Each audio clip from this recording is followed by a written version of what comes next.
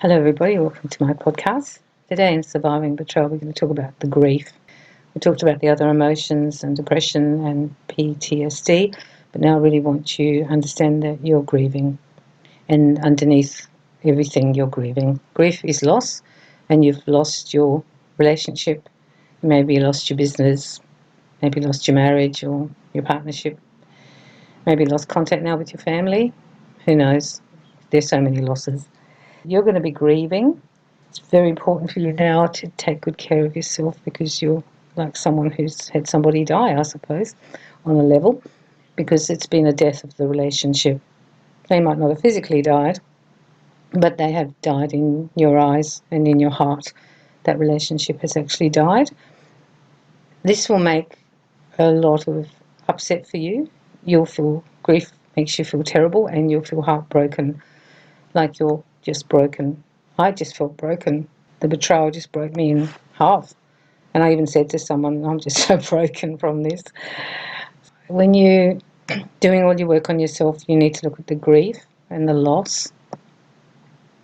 You lost your relationship, then you lost the ideal of your relationship, and then you've lost the relationship in your life as it was before. The grief will take quite a while to dissipate and go. When we're grieving, we will feel sad and heartbroken and cry, and you won't be able to do much about that. It's just going to happen. You'll be at the coffee machine at work and start crying, or you'll be sitting at the lights and just start crying. It's okay. It is grief. It is loss. And if someone's partner had died, we would be so loving and attentive to them and, so understanding because of the loss. But just because the person doesn't die physically doesn't mean they don't die out of our life. And so we still have that grief. It's also the grief from what could have been. If your relationship was really sacred and special to you, and you always thought you'd have it for the rest of your life, you're grieving that loss because now you might not have it. And if you do have it again, it will be in a different form, and there'll be just so much work to do to mend it. It's not going to just happen. It won't be miraculously fixed up. When you're grieving, you'll feel awful. You'll feel sad and heartbroken. Sometimes you can feel the grief in your chest. I actually could feel it. It was like almost a physical pain. It was like an ache in my heart, around where my heart was. I could actually feel that come and go during the day, and you might have that actual heartache, and that's from the grief and from the loss. Do as much as you can to survive this.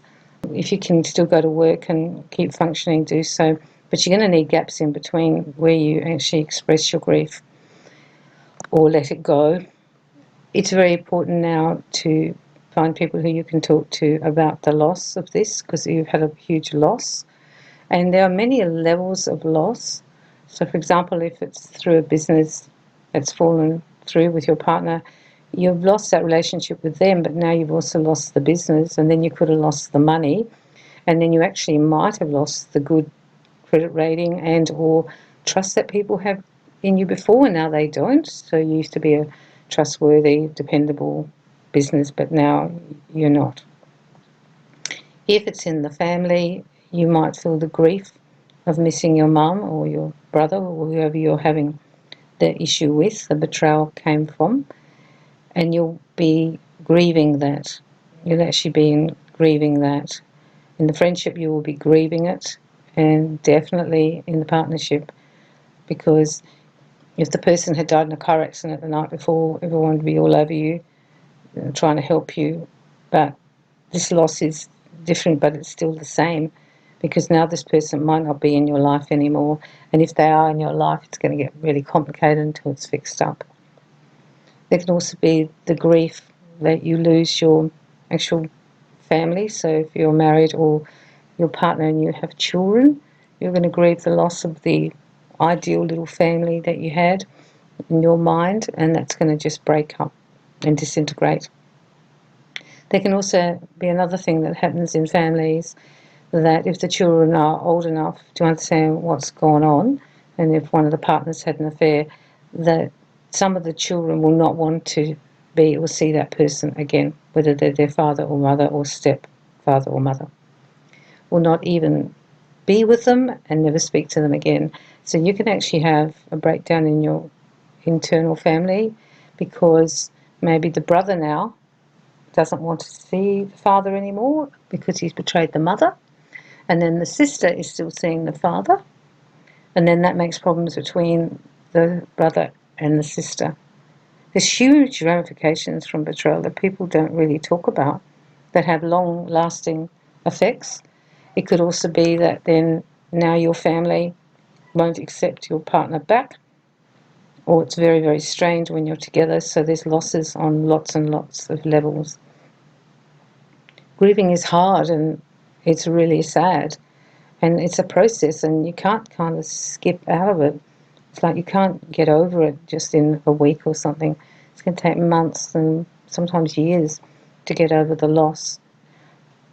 For me, I had put my marriage in a place that it was so sacred and so special, and our love was so special, and we had something so unique, so I thought. And we even had people who would remark on how we were together. So when he betrayed me, he broke that sacred marriage for me.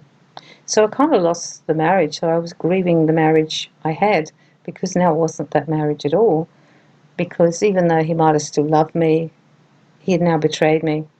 And I didn't feel the same. And obviously he didn't love me in the way that I needed to have as a faithful partner. He wasn't faithful. Therefore, I lost my sacred marriage, my beautiful, beautiful marriage that I thought I had. You might feel the same. If you're the person who's been betrayed and you thought everything was okay, now you're grieving the loss of that relationship. We will heal from this. We will get over this. We will get better. But it will be kind of a long process. And you're going to have to let yourself cry. I cried a lot. I cried all over the place and all the time. If you're not a person who cries, you might want to use a journal and journal. I did that as well, wrote about how I felt, spoke out loud in the shower, all the things that we can do in the car to get rid of the feelings, spoke to trusted people that I could speak to. You need to get the grief out. And then, as I've said before, you can use modalities if you feel that you want to do some tapping or hypnosis or rebirths or breath work.